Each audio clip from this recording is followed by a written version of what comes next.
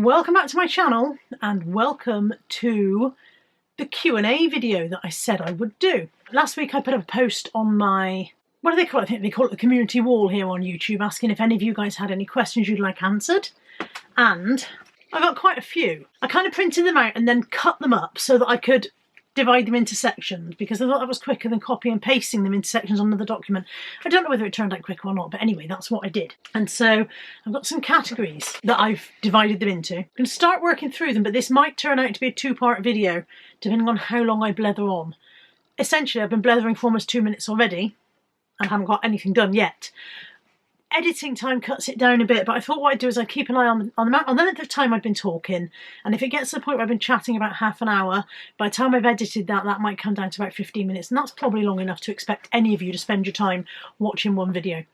So we're going to see how we get on, and if I get to about the half-hour point, I'll stop and do the rest another time. So I have, as I said, split them into categories. Some of the questions bear some similarity to other questions, so I thought we would work through them.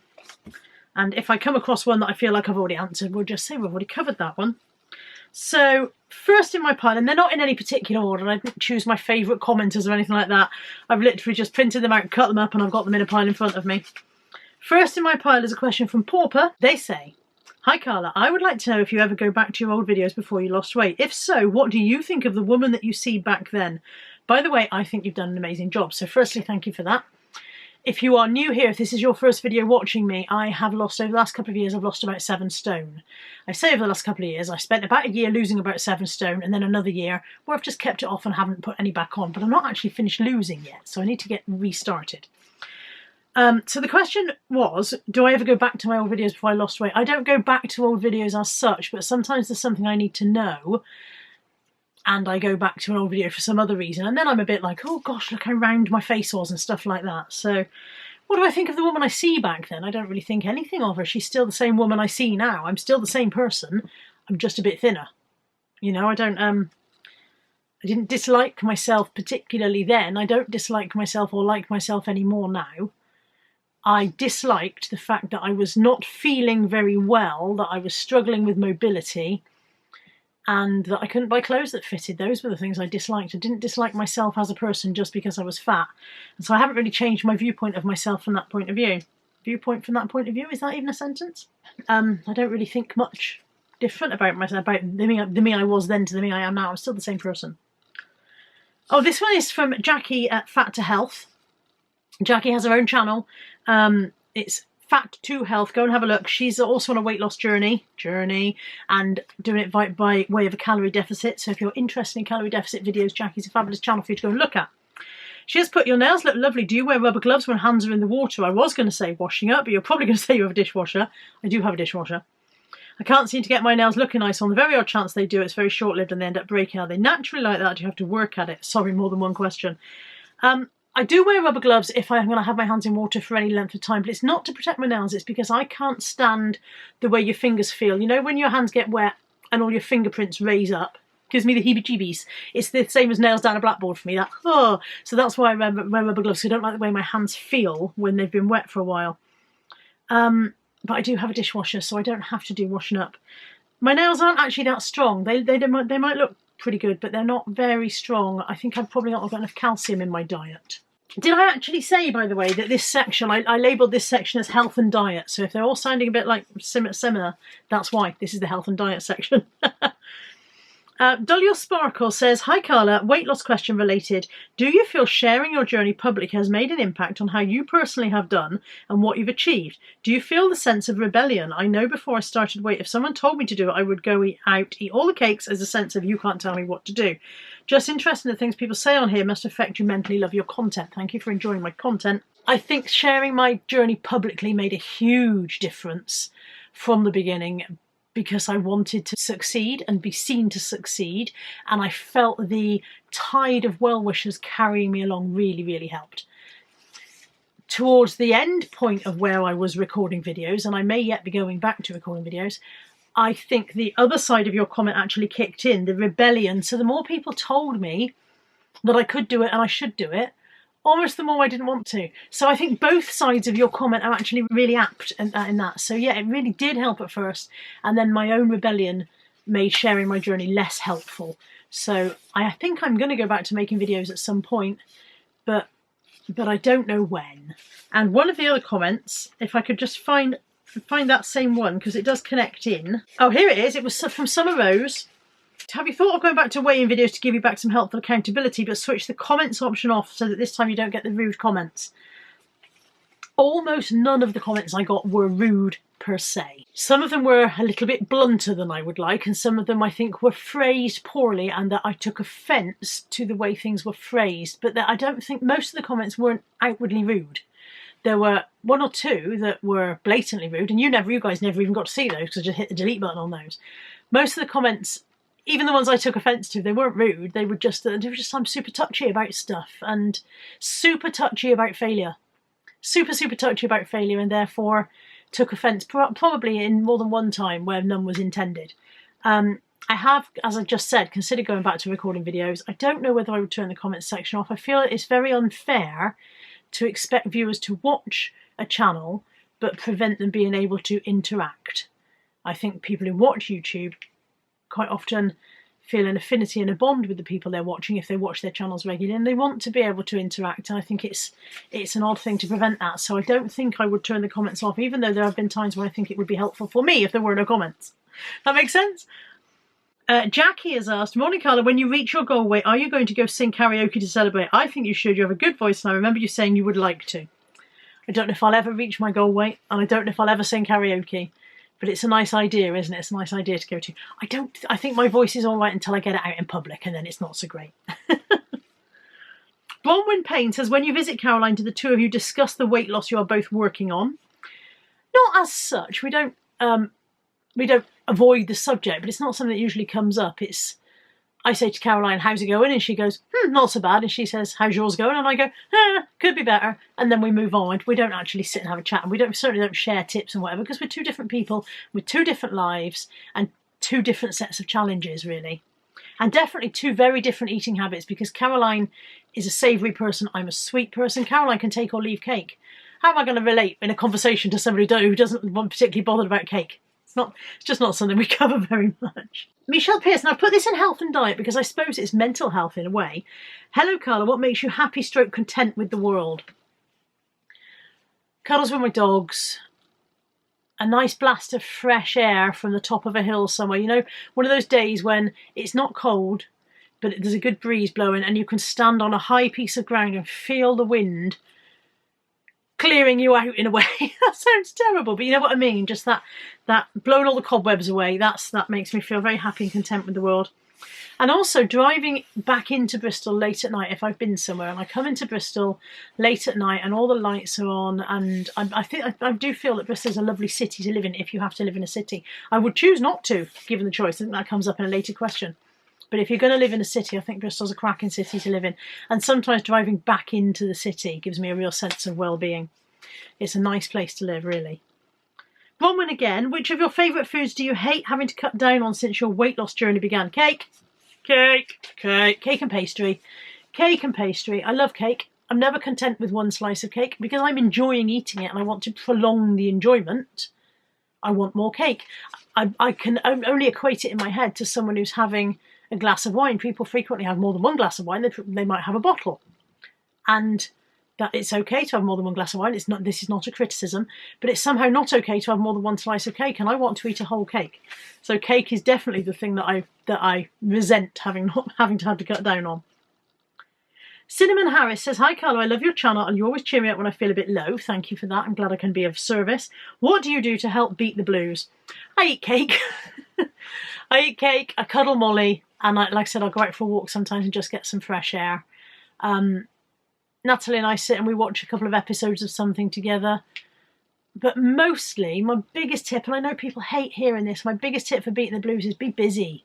Do something. If you are feeling down in the dumps, find something to keep yourself busy. In that old cliche of taking your mind off something, the busier you are, the less time you have to think about how you are feeling. So that's my biggest tip. Dave Jenkins says, how is your weight loss journey going, Carla? I know you stopped the calorie crush because of the misguided negative comments, I think. Although I never commented on it, I have to say you are an inspiration in what you achieved. I'm just starting my own journey, good luck with that, to reverse diabetes and get more energy to generally improve my life. So with the benefit of hindsight, what would you now avoid and what would you encourage others to do in general? I don't know what I would avoid. It's very difficult to go, where did it all go wrong? Because I don't know if it has gone wrong. I'm still keeping my weight off. What would I avoid? I eat out too much. We all know I eat out far too much, and it's probably easier not to be tempted if you don't eat out as much. However, I wouldn't say that I would avoid eating out so much because it's my social life and I enjoy it. What would I encourage others to do? Track everything. Track everything that goes in your mouth. I use NutriCheck. I'm not paid to say that. It's just, I think it's the best app out there, but people also use MyFitnessPal, or there's other calorie trackers, or you can jot it all down in a notebook. You can keep a list on your phone. Whatever you choose to do, track everything that goes into your mouth. And regardless of what plan you're following, whether you're following a calorie deficit or whether you're doing keto or any of the other billion things out there, track what you put in your mouth. Slimming World teach you the same thing. They give you a food diary for the first few weeks, but they encourage you to keep on doing one, especially if you're struggling, because seeing what you have put into your mouth makes you realise that probably not hungry. Look at all the stuff I've eaten today. This is probably not hunger. This is probably boredom or something else, you know, whatever. So track everything you put in your mouth. It's definitely the way forward. Carolyn Hopkinson asks, when did you first start dieting? What age were you and how successful was the diets? I probably first started dieting after I gave up smoking. I was 25, coming up 26 when I gave up smoking. Prior to that, it all happened around the same time that I gave up smoking and I learned to drive. Probably connected with when I was smoking, I couldn't afford to learn to drive. So I gave up smoking and I learned to drive.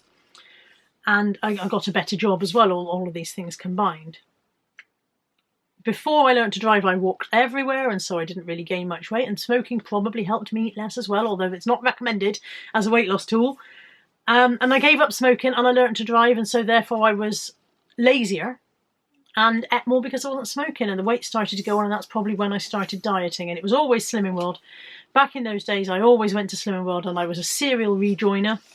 I would join, lose a stone, give up, join, lose a stone, give up, put 2 stone on, 1 stone off, 3 stone on, 1 stone off, 4 stone on. The diets were not successful past the 1 stone point ever.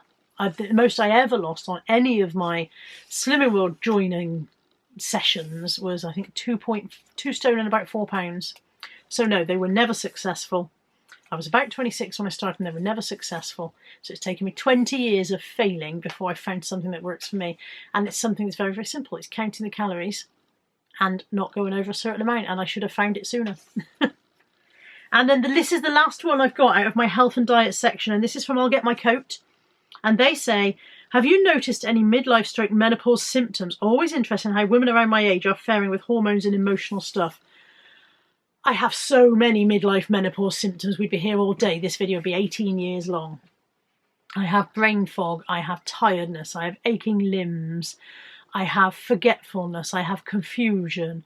I have, why am I in the kitchen? I wanted to go into the bathroom. I have all of the things. They say that menopausal women struggle more with weight loss. Maybe this last year, maybe when I've been struggling more, maybe that's menopause related too. I don't know. Maybe it's just related to my own greed. So many menopausal symptoms that I am actually considering going to the doctor to talk about HRT options to see if that helps.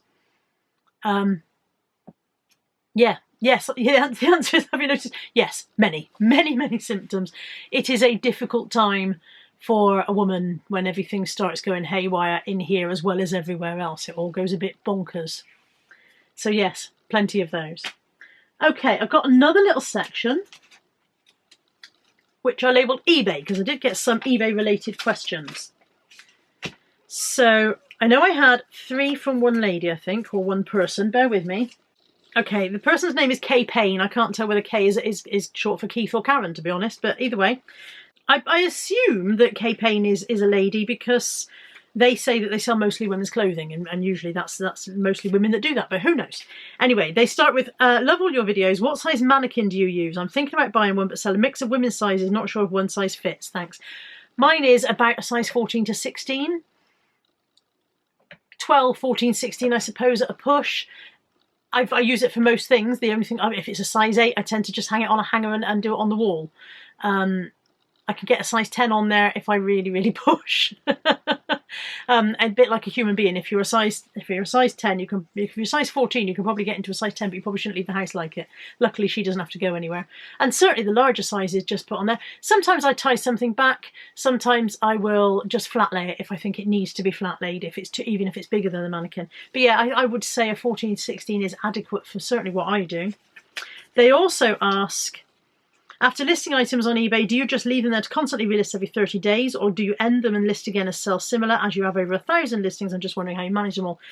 I leave them there to constantly relist every 30 days until pretty much the end of time. They relist and they relist and they relist for years. When they're about 3 or 4 years old, I go, oh, I should probably take some of those. And then I move them to auction. And then after they've been auctioned for about a year, I finally give up and I send them back to the charity shop. But yeah, I just leave them to constantly relist. I don't end and send similar. There are a huge number of resellers who do, and that they believe that it helps them, helps to boost their visibility and helps to boost their sales. I don't know whether that's correct or not. I just know that I don't do it. I'm too lazy. I'm not telling you it's not worth doing. I'm telling you I don't know. And then they say, last question, I promise. I'm new to reselling. I took it up about 10 months ago when I took early retirement. Do you have items listed with no views? How do you know the reason and how can you address the problem? Thanks. Yes, I have items listed with no views. Nobody knows the reason. It is something to do with what eBay chooses to show the audience. Lex has a theory that eBay have a limited number of servers and we can't all be visible all the time, and that makes sense to me, but I don't know whether it's correct. Can you address the problem? No, I don't think you can. I don't think there's anything you can do to boost your views on one particular item, apart from sending a link out to your friends and family and going, can you go and have a look at this? It'll boost your views, but it probably won't boost your sales. Is there a correlation between if you did get your views boosted, would it then be shown to more people? Perhaps, but none of us really know how the eBay algorithm works. I would say that if you've had an item listed and you've listed it over and over and over again and it's never getting any views, then maybe you need to rewrite your title. Maybe your title isn't grabbing it. Maybe you haven't got enough keywords in your description. But again, I'm only guessing. Despite having done eBay for 20 years, I don't think I know much about it. Okay, another eBay question is from Limelight Vinty. Do you think you will resell forever or will you retire from it at some point? I can't imagine stopping going around boot sales and finding bargains, and if I find bargains and treasures, I can't imagine not listing them. So I feel like as long as eBay is there, I'll probably be there in some shape or form, but I should imagine at some point I will cut it down. And certainly if I won the lottery, I'd be gone. If I won the lottery, I'd probably just still wander around the boot sale, buy a load of stuff, and then be stuck with it in my house. Pamela Atkinson's cat says, what made you start eBay selling and how long have you been doing it? Well, as I just said a moment ago, 20 years on eBay. Might even be more. 2003. It'd be 20 years. 20 years in like March next year, I think. And what made me start, I think, was probably a combination of needing a bit of extra cash, but also having too much stuff. So I definitely started by selling some stuff that was ours and we didn't need anymore. And then I think because of my car boot sale addiction, I think what happened then was I went to a few car boot sales, saw a couple of things that I had owned and had sold and thought, they only want £1 for theirs and I sold mine for a tenner. I'll buy another one and sell that one for a tenner, and bingo, a reseller is born. What was the first thing you bought that made a profit that made you think, oh, I could do this as a living? I don't think I did buy something. As I just said, I don't think I bought something that made a profit and made me think I could do it for a living. I think it gradually grew from selling my own stuff and then selling other stuff that I had sold before. Does that make sense? And then the last eBay one is from Fiona Adams. Oh, sorry, that one was from Julie Handley. I didn't read the name out on that one. The last eBay one is from Fiona Adams, and she says, would you ever consider doing an eBay tutorial for those of us who don't sell for a living, but sometimes have several things to list? I don't think an eBay tutorial is in my immediate future because I am a very lazy lister. I don't particularly list well. I do the very quickest job that I can. I put the very minimum into the description. Sometimes I only copy and paste the title into the description. I'm an incredibly lazy lister and therefore I wouldn't necessarily recommend my way of doing it to anyone else. Certainly not for someone who is new to eBay and wants to do a good job. I don't think I do it particularly well, so I'm not necessarily the best person to advise. Okay, I've been chatting for about 20 minutes, so we'll do another category and see what that takes us to. This one I labelled up as future. So these are all the questions that I thought related to the future in some way. Belladonna asks, what is something you're looking forward to before the end of this year? I'm really looking forward to my cruise with Tammy. We are doing a Canary Islands cruise in November. I think we're going to Portugal. It's definitely a cruise that we've done before. It wasn't our plan originally to do the same cruise, to repeat the same cruise that we've done. It's a different ship. But our friends who we had met on 2 previous cruises, they contacted Tammy and said, we've booked again to go on this one, and if you're planning one, we'd love to see you again. And so we decided we would go and meet up with them again. So yeah, we're doing a Canary Islands cruise in November, and I'm really looking forward to that because I'm feeling just about due for a holiday now. Natalie and I went away in May, and that was lovely. And we've been incredibly lucky in the UK this year. We've had a really good summer. But I'm still feeling like I could do with a couple of weeks rest and relaxation before we go into the winter blues. So really looking forward to that. Sharon Lewis says, hi Carla, since the last Q&A you've changed and your life. So I'm asking, where do you see yourself and what will you be aiming for in the next 6 to 12 months? Home, health and money. I don't tend to look into the future very much. I tend to take each day as it comes and just deal with whatever's. I think some wise person said, put out the fire that is currently burning in front of you. So that's my method of life, is firefighting whatever is currently happening in front of me. 12 months from now, I'll probably be sitting here talking to you guys, maybe doing a different Q&A. I don't really have aims as such. I'd like to lose a bit more weight. I'd like to stay afloat in the current financial climate. I'd like to keep the family and the dogs healthy and happy. And I'd like to be able to carry on helping my mother wherever she needs it. And that's I think the next 12 months will carry on pretty much as the previous ones did, although hopefully we will be able to afford to keep the lights on. Gaynor says, hello Carla, can you ever see yourself in a relationship again? If not, why not? I'm not saying you need to, I'm just wondering. As I just said, I don't really look into the future very much, but if I do, I don't particularly see myself as meeting anyone and settling down. I tend to assume that my old age will be me and a dog, hopefully this dog. I'm pointing at Molly, by the way. Molly's going to be 4 next month. So with a lot of the universe's input, hopefully she's got at least a good 10 years ahead of her. And if I can manage another 10 years of my life, then we can grow old together. That would be lovely. But apart from that, that's the only relationship I really see in my future. I'm not really on the hunt. Definitely not on the hunt for a partner in any way. I don't tend to meet people very much. I don't know why. I don't meet men. I don't go out into the world of meeting men. You know, I don't go to pubs and clubs that much, and I don't go to clubs ever. The idea, the very notion of going clubbing. So yeah, I don't envisage meeting someone. However, I'm not so violently against the idea that if a wonderful man came along, I would go, no, not you, off you go. I don't see it really happening. It's not something I really give much consideration to, and I don't envisage it really happening. Joe J says, if I was to take a new hobby, what would it be? That's an interesting one, Joe. I haven't really thought about a new hobby. I would like to do more of the things that I tried to do, like sewing. I bought an awful lot of sewing stuff and never got around to sewing much at all. I'd like to have more time, but also I'd like to have more brain. At the end of the day, when I've got the time, I don't have any brain. So after 6 p.m, I have time that I could be pursuing a hobby in most days, and yet I'm too knackered and too brain fog to consider doing much. So I haven't really thought about a new hobby. I don't know, I've got a really nice Jane Austen jigsaw here that I bought for myself at least 6 months ago that I haven't got out of the box yet. Maybe that should be my new hobby. I don't know, I haven't given it a thought. I haven't really got a new hobby in mind. Jackie M says, what are the top 3 things on your bucket list that you want to do? I would like to do a Caribbean cruise. I'd love to visit the Caribbean. I think it's from watching Death in Paradise. Oh, it looks so lovely. I'd love to go there. I'd like to go to Vegas, but I'd like to go there on somebody else's money. I don't want to lose my own shirt in the Vegas casinos. So I'd like somebody to give me £10,000 and say, off to go to Vegas and see what you can do with that. That'd be great fun, wouldn't it? And I think one day I'd like to move house and live a bit further out in the country, but I don't think I'll see that happening. That's not much of a bucket list, is it? I've never felt the urge to jump off a cliff top or do a bungee jump or anything like that. You know, none of that has ever appealed. It's not much of a bucket list, really. Again, I don't tend to think about the future very much. Joni Schoenfeld, I'm sorry if I've just butchered your surname, says, you may have answered this before, and if so, I apologise. Have you ever visited the States, or do you have future travel plans to do so? I have never visited the States. I have a brother who lives in the States. He lives in Georgia.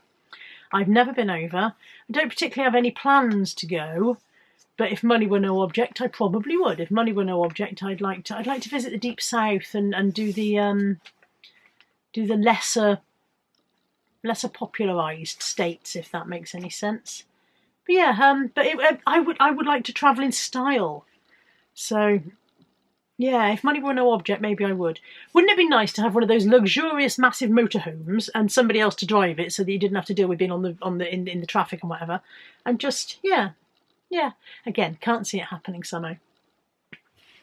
I've been talking for 27 minutes, so I've got a tiny category here that I can squeeze in, and then I think we'll stop and do the rest as another one because there's another load. So this tiny category is YouTube. And there's only 3 or 4 questions for this one. Stephanie 1975 SW says, "Hi Carla, I hope you, your family and fur babies is not a word, fur babies are all well. I have 2 questions. Why did you want to start YouTube and what are the pros and cons?" Oh my life. Why did you want to start YouTube is simple. I was enjoying reseller content from various members of the reseller community and I wanted to join in with that. And I felt like I'd said this many times before, I felt like I'd gained a lot of knowledge from what people were sharing, but I also felt that I wanted to share some of what I knew as well. So I started off doing pickup videos. Here is the stuff I picked up at the Sunday car boot sale. This is what I think I can sell it for. And I started because I wanted to share that knowledge and maybe help somebody else along the way. What are the pros and cons? The pros of YouTube have to be the amazing friends that I have met through doing YouTube. Through joining the YouTube community, I've made friends with Caroline and with Nick and Andrea and with Lex and with Josh. And without YouTube, I wouldn't have had those friends. Heather and Auntie Sue. And if I've left you out, Lainey, if I've left you out, it's not deliberate. Please don't go, what about me? But I've made some amazing friendships through the YouTube community. And that's got to be the huge pro. Additionally, I earn a little bit of money for YouTube. I don't earn a massive amount. I'm not a high earner when in the YouTube world, but I earn a little bit of money and that has helped make life a little bit easier in some ways. So those are the pros. The cons, I have experienced some negativity. There are a whole raft of people who don't like me and that's okay, that's fine. However, in the normal world, people who don't like you don't tend to come near you. They avoid you because I don't like her, whereas in the YouTube world, people who don't like you tend to come and tell you about it, which is has been interesting at times to deal with that. And I suppose one of the cons is the fact that the necessity to keep on producing content sometimes feels like a lot of pressure. The necessity to find something to put on your channel if you don't want your channel to wither and die can sometimes feel like a lot of pressure. I did say this in Caroline's video the other week. I did a Q&A with Caroline a couple of weeks ago. And one of the things that you do is you tend to go, I don't want to record today, I want to enjoy this day without sticking a camera in people's faces all day. And so I'm not going to film today, I'm just going to enjoy the day as it is. And then afterwards you feel guilty because that would have been a really good video. I could have made a really good video about it today and the experience I've had today. So you feel guilty about not recording sometimes. That's one of the cons. Beth says, will you be vlogging your cruise holiday with Tammy? I love your channel. Thank you, Beth. That's Beth Williams. I will certainly be making some videos on the cruise. I probably won't be doing a everyday vlog, but I might do a ship tour or a cabin tour or a what I ate or whatever. I'm definitely going to be filming something, but I don't think I want to film the whole time. I think, again, I want to enjoy the experience as well as recording some of it. Why Am I Here, which is Robin in the US, says, hi Carla, I've been watching your old videos and loving your sense of humour and personality right from day one, lol, thank you. I'm wondering if you think you might ever go back to doing live streams because I'd love to be in on one. And that ties in nicely with what Deb Hughes has said, which is, hello, are you and Lex going to make a return to Sunday mornings again live? Our Sundays are not the same these days. There are no current plans to go back to doing the Sunday morning live. Both Lex and I have had an awful lot of stuff going on over the last year. Lex has had an incredibly frantic year, what with moving house and operations and losing her baby Azumi and just so much going on, and I've had an awful lot of stuff, and so there are no plans currently to go back to doing the Sunday live stream, although we did enjoy doing them and we may enjoy doing them one day again, but there's no plans currently for that. And I had considered going back to doing an evening live stream because I used to do a Wednesday evening live stream, I think it was, and I've considered going back to that, but life is a bit up and down at the moment and so it's difficult to commit to anything. So sadly, no plans to do the Sunday ones. I'm sorry that your Sundays are not the same. Probably a bit more peaceful, to be honest, about Lex and I squawking at you. But But yeah, no plans currently to go back to that. I'm going to call it a day for this one, but come back for part 2, which will be up in a few days, because we've got life history. My stomach is rumbling, I'm sorry if you can hear that. We've got a category that I just called random. We've got a category called what if. That's quite a big one, quite a lot of what if questions. So those are questions like, you know, fantasy dinner party and things like that. And then we've got current life, which are just the things that people want to know about me. So make sure you come back for part 2 if you think any of those categories sound interesting. Thank you so much to everyone who sent a question in. I hope I've covered your question. If I haven't missed any deliberately, at the end of these videos, if you go, my question wasn't answered, let me know and I'll apologise and see if I can find out why. Because I certainly haven't gone, I'm not answering that. There's been no questions that I've gone, absolutely not. So come back for part 2, which will be up in a couple of days' time, and I'll see you then. Thank you for joining me. I hope you've enjoyed this. Take care. Bye for now.